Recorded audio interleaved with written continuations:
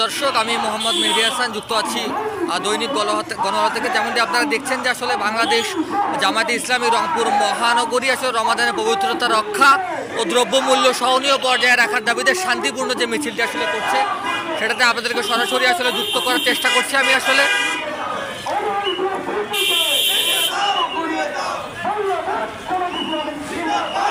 নেতাকর্মীরা আসলে মিছিলে যেমনটি বলছে আসলে যে দ্রব্যমূল্যের দাম আসলে সহনীয় পর্যায় থেকে আসলে খুবই বের হয়ে আসছে এবং প্রতিনিয়ত আসলে দাম নিয়ে অনেক ভুক্তভোগীর শিকার হচ্ছে আসলে সাধারণ জনতা। তারা চায় যেন রমজানব্যাপী আসলে নিত্যপণ্যের দাম সহনীয় পর্যায়ে থাকে এবং এটি কমতে থাকে।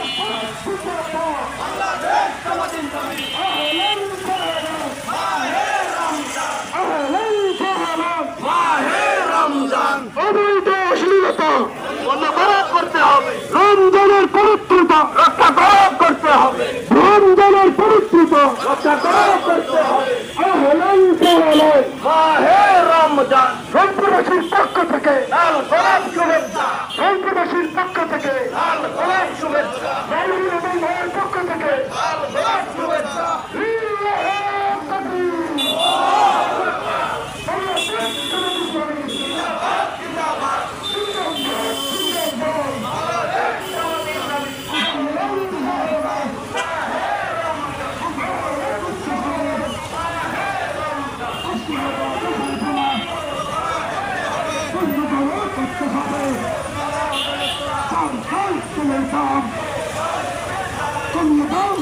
আপনি দেখছেন আসলে একটি বিশাল র্যালি নিয়ে আসলে তারা তাদের এই আন্দোলন নেমেছে এবং নিরাপত্তা বাহিনী তাদের নিরাপত্তা দেওয়ার চেষ্টা করছে।